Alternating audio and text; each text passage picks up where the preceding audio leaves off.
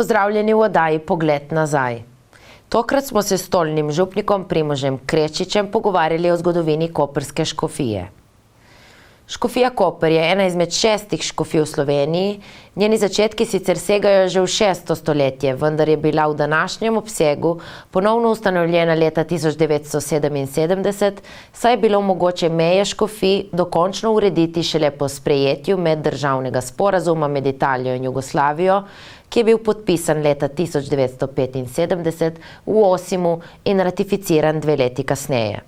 Obnovljena škofija je bila s tem odlokom tudi izvzeta iz goriške cerkvene pokrajine in priključena slovenski metropoliji v Ljubljani.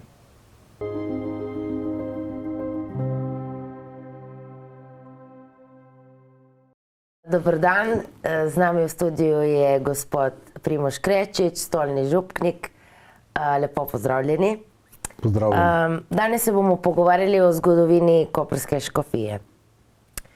Škofija Koper je ena izmed, če se ne motim, 6 v Sloveniji in ena izmed 3 sufraganskih škofij. Lahko razložite, kaj sploh to je, sufraganska? Osnovna struktura cerkve je škofija. In v Sloveniji je 6 škofij, ki so razdeljene na 2 metropoliji. Na 2 nadškofiji, 2 metropoliji, ena je v Mariboru. Tam so 3 škofije, se pravi Maribor in sufraganski, se pravi nekako odvisni, povezani z njo Murska Sobota in Celje. Medtem ko v ljubljanski nadškofiji je pa Novo mesto in Koper. Tako. Ta struktura je še bolj pomembna, pa je v zadnjem času povezava škofovsko konferenco. Se pravi, vsi škofije, ki so povezani skupaj in se v bistvenih stvareh skupaj pogovarjajo in odločajo. Koprska škofija njeni začetki segajo v 6. stoletje. Ja, to je precej kompleksno. Se pravi, prvi škof, sveti Nazarij, je prišel v 6. stoletju. 524, ko sta se dva patriarha, Štefan in Marcelj, sta se zatekla v Koper. In bil je čas, ko so bili Huni, ko so bili te preseljevanja narodov, in sta se dva sam zatekla in tukaj so potem videli, da je treba urediti to strukturo v Istri, in tako so bili posvečeni škofje za Istro, medtem je bil tudi sveti Nazarij za Koper. Kako je bil pa Koper urejen pred škofijo, torej pred tem obdobjem? Treba je vedeti, da Koper ni bil naseljen. Prej je bil tukaj gotovo kakšna rimska vila, sedaj izkopujejo pri Servitskem samostanu, se pravi rimske ostanke rimske vile iz 2. stoletja ali pa še starejše. Otok ni bil naseljen, življenje na otoku je bilo težko, ker je bilo treba vse pripeljati, obala je bila stran in tako naprej. Življenje se je odvijalo v Srminu, tam blizu Srmina. Potem, ko so pa prišli ti narodi, ko so pa ljudje iz obale, se pravi iz kontinenta, tudi iz Ogleja in tudi iz drugih krajev in zlasti tudi potem iz, lahko rekli, sedanje Slovenije, pribežali tudi v Koper, v Izolo, nekateri v Gradež, potem Benetke. To je bil tisti preskok, oziroma da so se ljudje preselili in verjetno tudi tisti malo močnejši, malo ekonomsko močnejši, da so se preselili na otok. Kakšni pogoji morajo biti izpolnjeni, da nek kraj lahko oziroma neko območje postane škofija? No, za škofijo morajo biti pogoji, da je dovolj veliko zemlje, se pravi, da se da postaviti določena struktura. Pomembno je, da je en večji kraj, nekako središče določene pokrajine ali določenega prostora, in da ima tudi določeno težo, tako v duhovnem kot kulturnem in tudi ekonomskem prostoru. Potem škofija prinese, lahko rečemo, eno novo dimenzijo, da postane ta kraj tudi eno duhovno središče.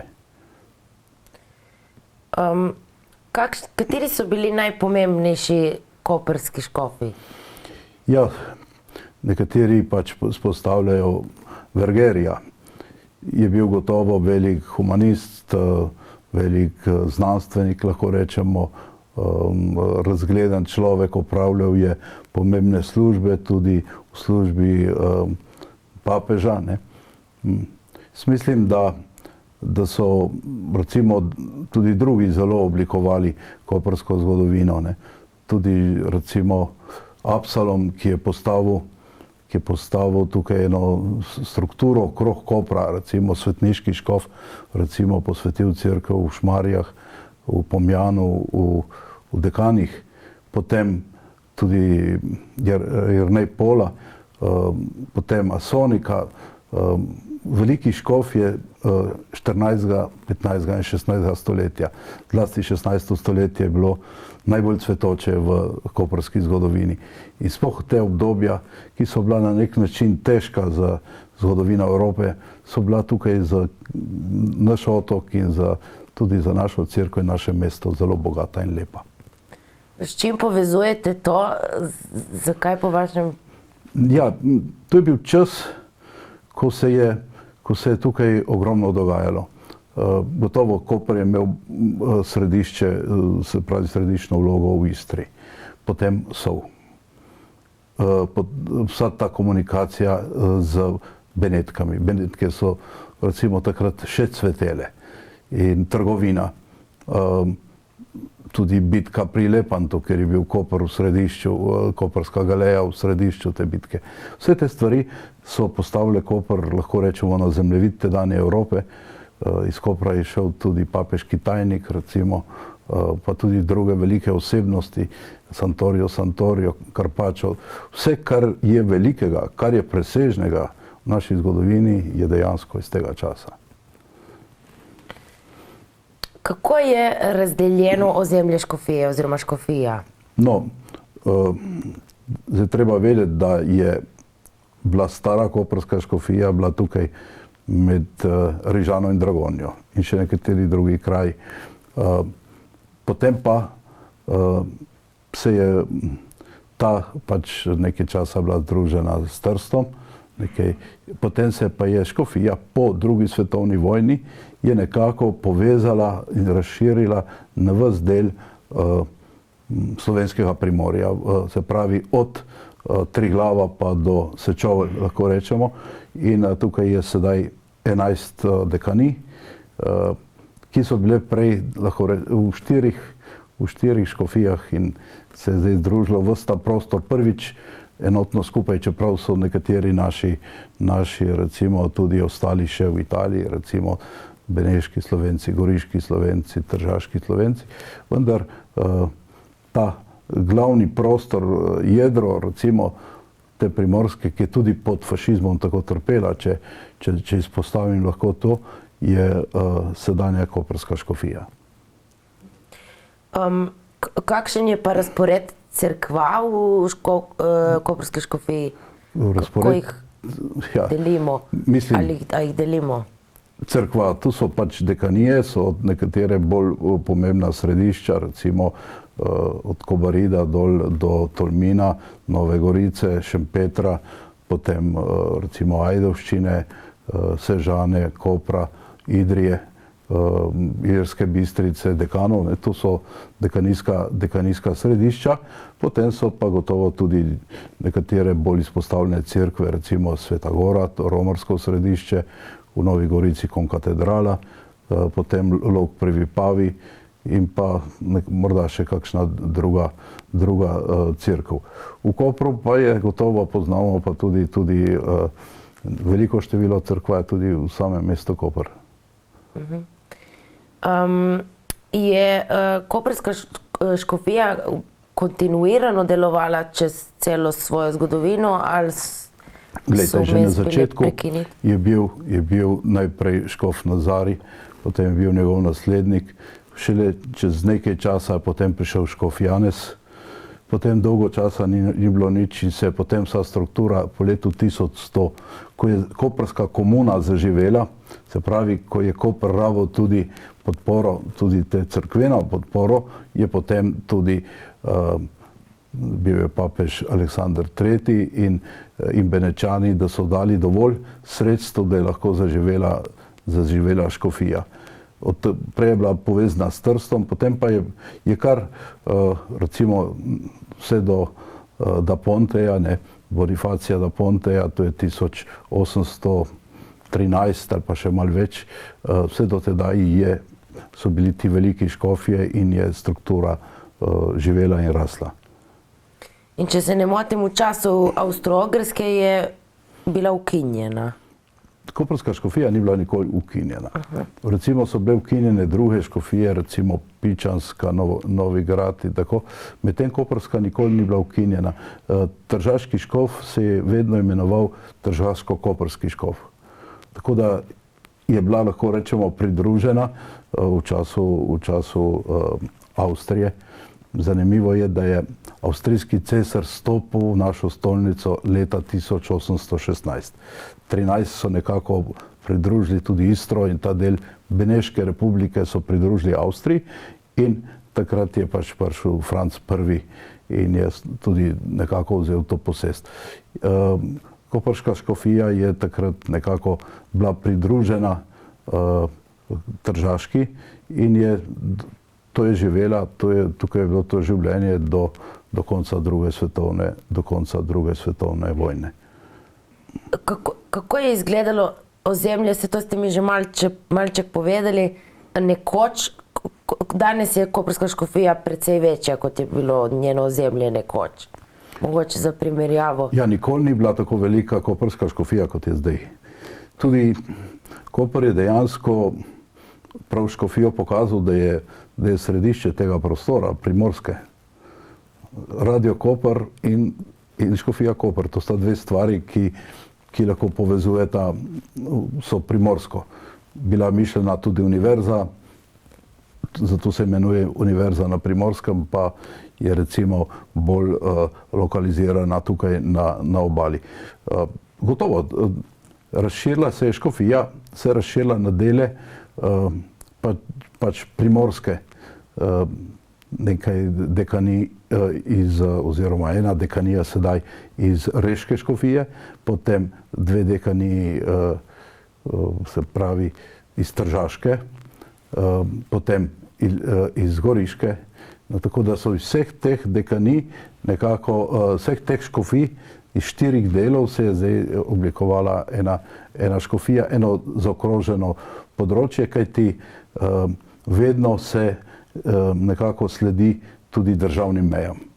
Kot so se spremenile državne meje, tako se tudi dejansko oblikujejo škofije. Da je ta prava lažja, kajti upravljati en del škofije v eni državi, en del v drugi, to ni modro. In po ozimskih sporazumih leta 1977, takrat, ko so potem tudi pravno uredili škofijo, tako da od takrat je uradno koprska škofija. Odgovorili ste mi tudi na moje naslednje vprašanje, da torej skladno z državnimi mejami se torej spreminjajo tudi meje škofije. Ja, saj tako je bilo od vsega začetka, tudi metropolije škofije so šle, že od vsega začetka je bilo nekako postavljeno po rimskih provincah, po strukturi, kot je imela civilna oblast. Tako je bilo veliko lažje potem tudi upravljati.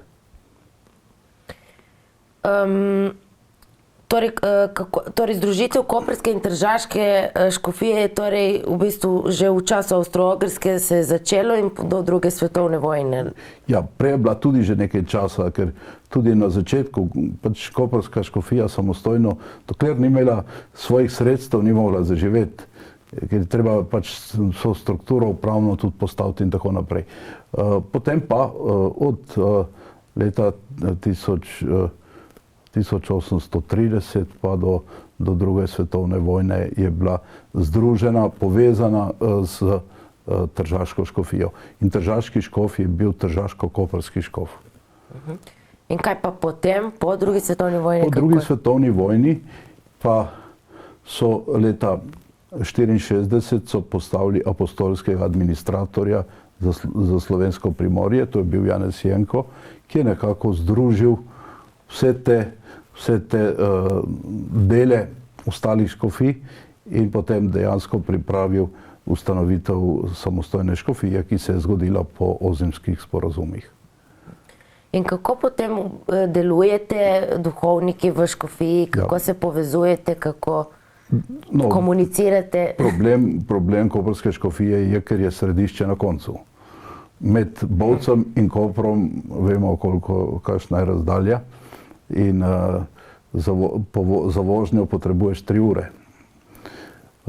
Tako da razdalje so velike, sicer zdaj so komunikacije dobre. V naši škofiji smo lahko veseli, da imamo avtocesto kar recimo iz Kopra proti Razdrtem, iz Razdrtega do Nove Gorice, morda je Soška dolina malo bolj in pa tista Keltika tam čez Tolmin in Idrijo. Vendar komunikacija je kar ugodna.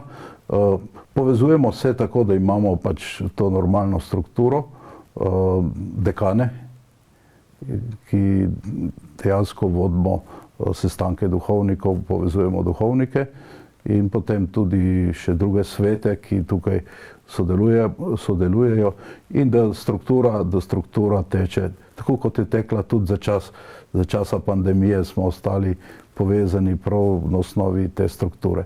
Značilnost za primorske duhovnike je, da smo zelo povezani. Ta povezanost ima verjetno že zgodovinske korenine pod fašizmom. Naši duhovniki so se povezali in so se dogovorili, pač nihče ni šel učiti verouka v šolo. V šoli je bilo sicer zakurjeno, je bilo toplo in vse skupaj, ker če bi šel učiti verouk v šolo, bi ga moral v italijanščini.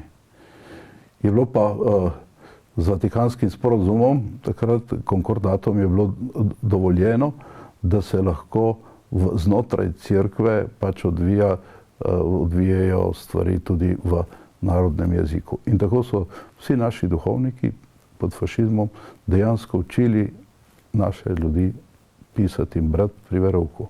To je bila edina 20 let, recimo, če lahko rečemo, edina podpora ljudstvu, recimo, da so jih učili pisati in da so imeli verouk v slovenskem jeziku in podobno tudi petje. Ne.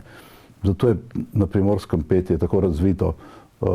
Še posebej prav zato, ker so smeli peti v cerkvi, samo v cerkvi, pesmi v slovenskem jeziku. Torej, duhovniki so imeli zelo veliko vlogo tukaj na tem območju v času velikih vojn za slovenski jezik in slovenstvo. Ja, tudi, recimo tudi to, da so povabili Toneta Kralja, da je poslikal ob narodnostni meji vse cerkve tukaj od Tržaške pa do Svetih Višari in tudi ostale stvari. To je eno veliko bogatstvo. Velikokrat se tudi sam sprašujem, recimo, kako so bili res ti ljudje veliki in po vojnih pa dobili po glavi pa tako naprej, pač nobene hvaležnosti za vse skupaj, da so bili tako povezani z narodom. So bili tudi hrvaški duhovniki, podobno tudi tam v Istri in tudi drugod so bili zelo povezani s svojim ljudstvom. Kakšna je vloga škofije danes, tudi če primerjate z njeno vlogo v preteklosti?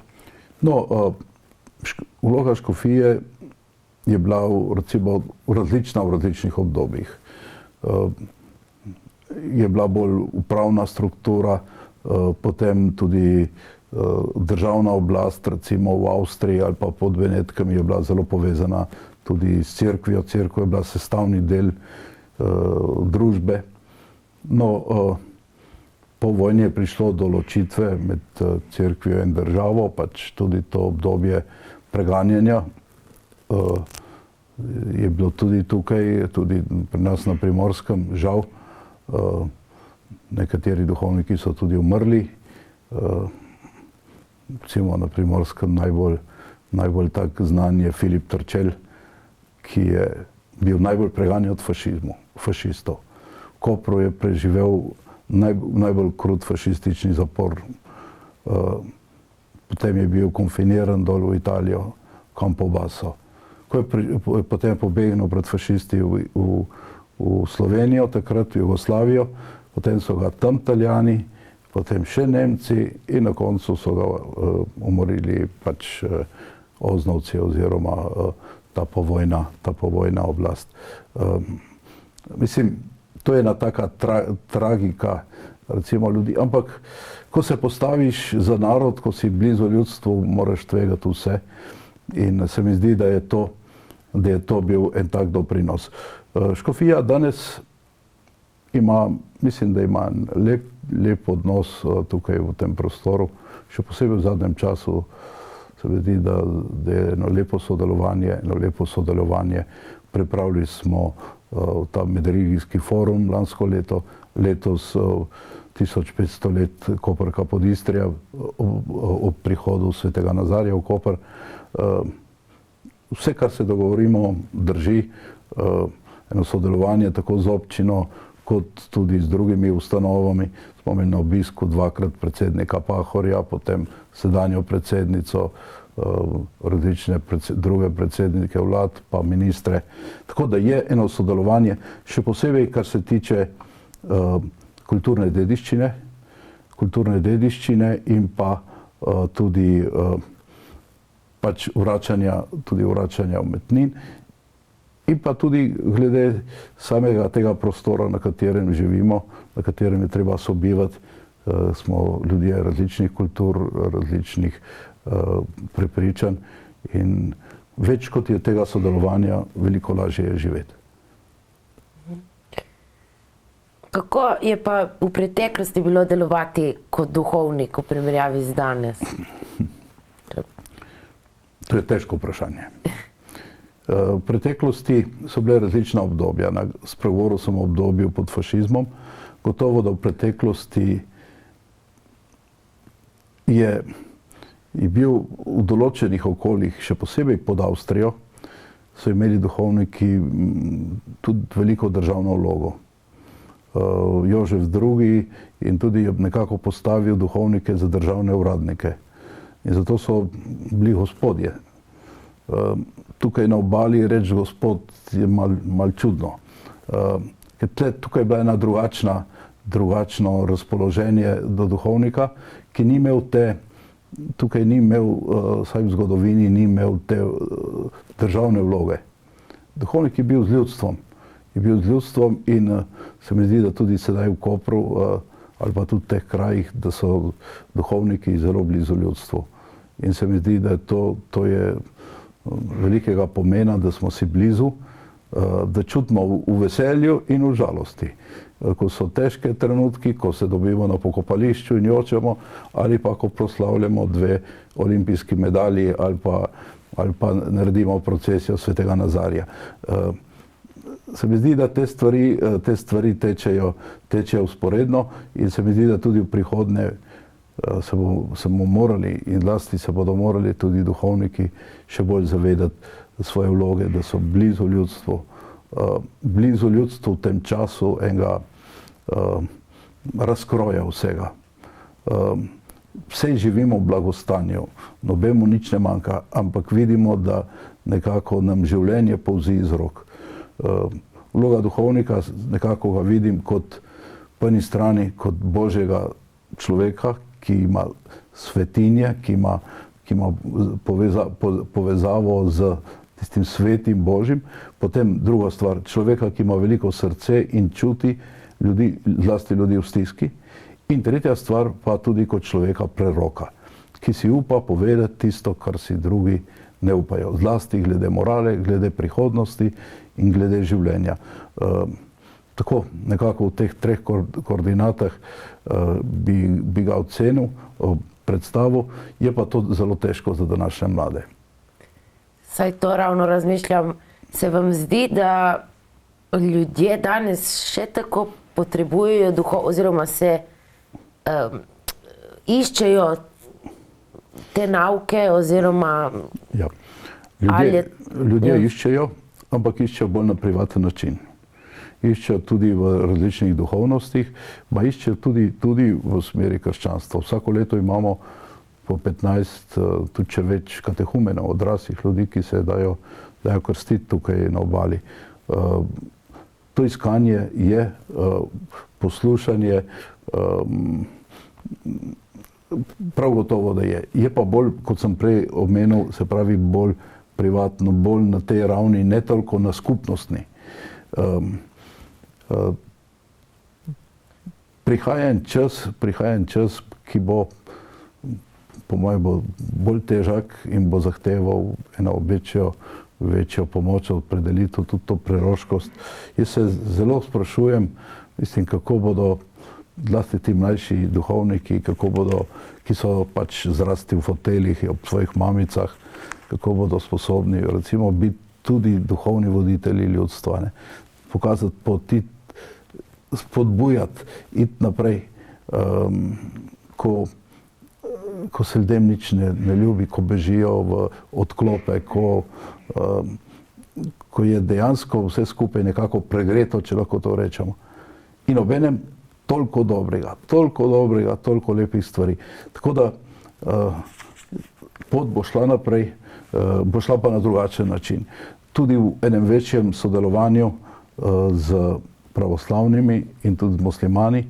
Se mi zdi, da prav v Kopru tukaj, da smo lahko zgled drugim, zelo lepo sodelujemo in vidimo, da če hočemo nekaj predstaviti v mestu, moramo skupaj. Se mi zdi, da to je en pomemben vidik. Je pa pred nami marsikaj, kar si ne upamo niti misliti. Treba bo iti naprej. Kako pa vi vidite, no, da se navežem na to, kar ste zdaj povedali, to sodelovanje z drugimi, z različnimi verami? No, prvič imamo vsi verujemo v istega Boga, še posebej z muslimani in z pravoslavnimi, se pravi eno isto izhodišče, abrahamovska vera, če lahko tako rečemo. Potem imamo tudi moralo, ki je zelo podobna. In današnji čas, recimo, šepa prav na morali. Gotovo, da je najlažje se razpustiti, si vse pustiti, dopustiti, ampak drevo potrebuje količek, da lepo raste. In tudi človek potrebuje moralo, svoboda potrebuje moralo. Če hočeš biti svoboda, moraš biti odgovoren. In tukaj mislim, da dobro sodelujemo.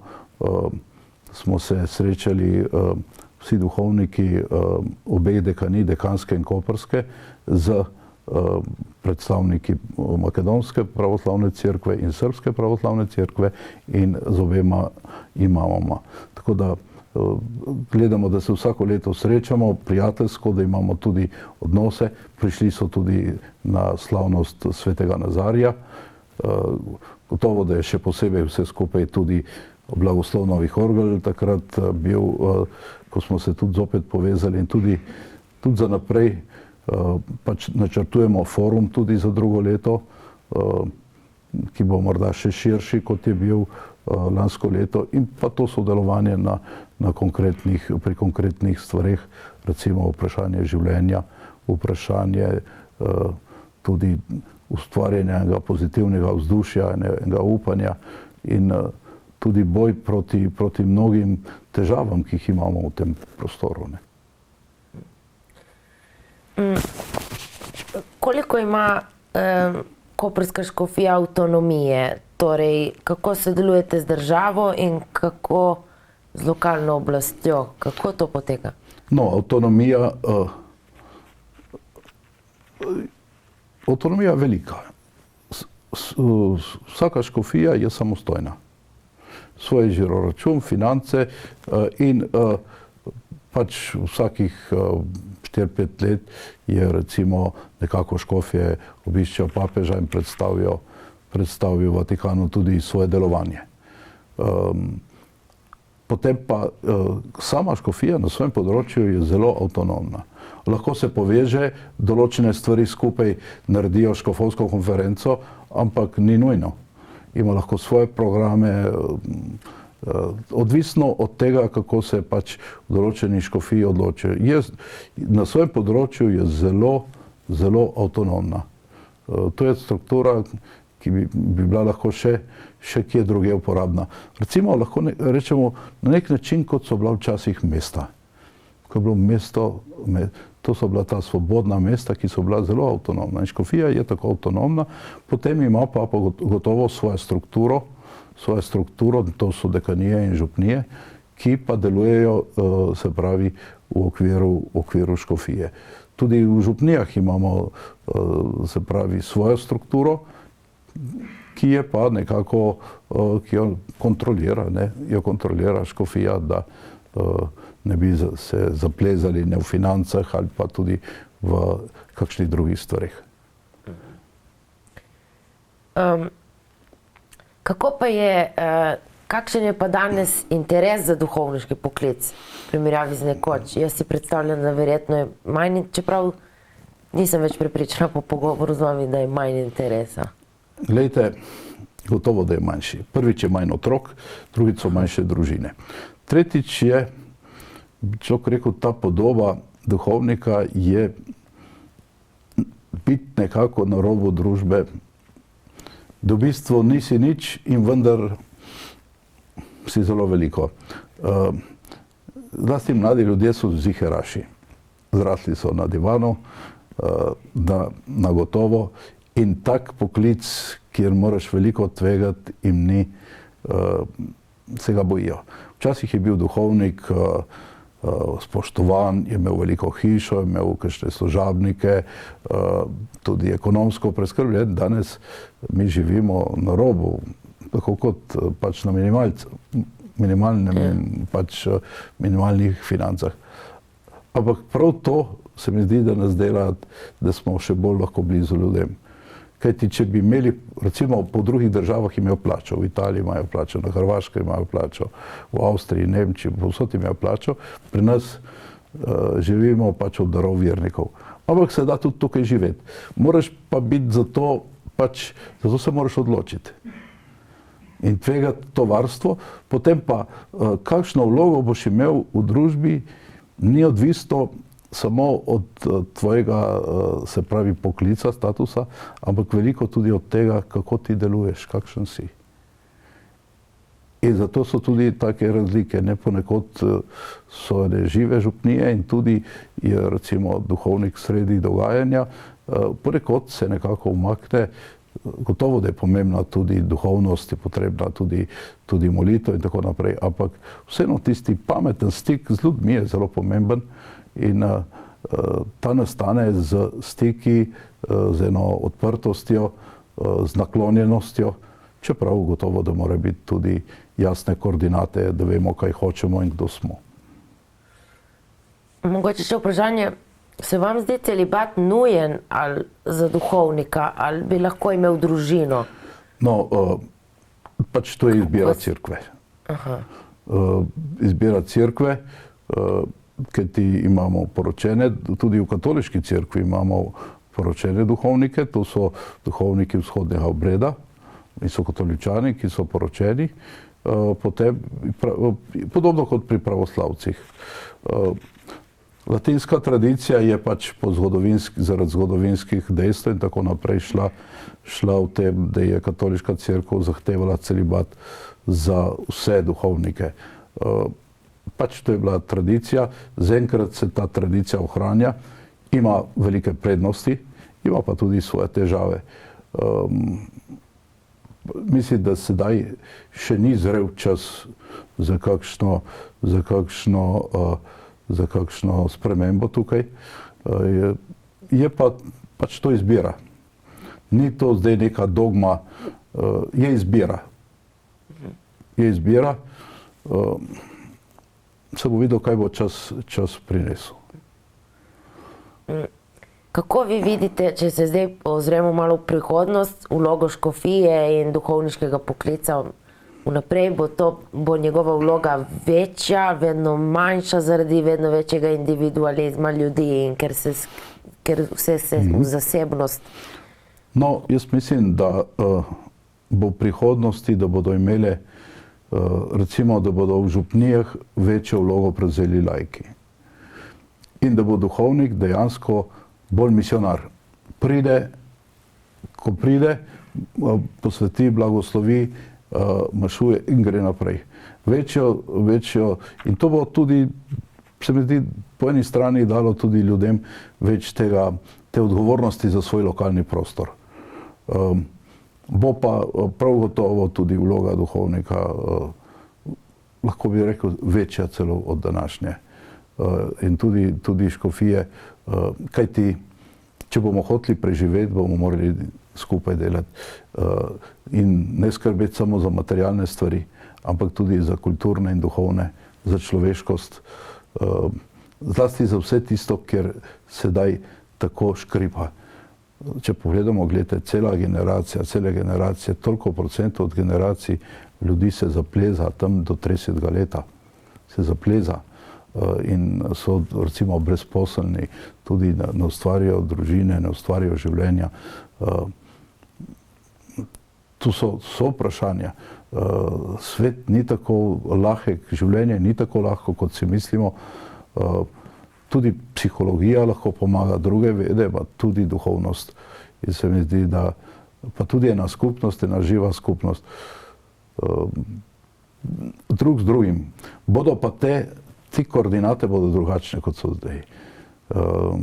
Mogoče bodo bolj človeške, manj razdeljene tako na službe, bolj bo temeljilo na odnosih. In pa ljudje bodo iskali mistiko, ljudje bodo iskali mir, lepoto, iskali bodo to, kar jim manjka. Gledam turiste, recimo v Kopru skoraj ni turista, ki ne bi prišel v stolnico. Ni se mirijo, so tam, malo pomolijo, prižgejo svečko.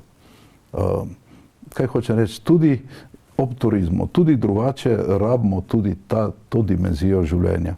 In jo ne moramo kar odpisati, kot je moderni svet odpisal, vse to ni nič. Tudi ta dimenzija je važna. In če nimaš tega razvito, potem ti tudi šepajo odnosi, šepajo družine, šepa tisto temeljno upanje, ki človeka dviga in ga dela tudi mladostnega. Kajti črnogledost ne mora biti prednostna dimenzija ene dobe. In kakšen nasvet bi dali posamezniku ali pa kar celi družbi, kot duhovnik? Ja, vsak naj se pač odloča po svoji vesti. Krepi pa naj ta odnos med sabo in svojo vestjo, svojim osebnim jedrom. Kajti tukaj se vse zgodi, tukaj so vse zavore, tukaj so vsi strahovi, tukaj so vse neuresničene stvari. Ščisti ta temeljni kanal človeka s svojim osebnim jedrom, ki je gotovo duhovno. In toliko bolezni se da rešiti tukaj, toliko zavor in prinesti eno veselje, eno sproščenost, kajti če se človek dobro počuti v svojem telesu, potem tudi njegovo delo teče drugače in zna sprejeti tudi težave, ki pač pridejo v življenju.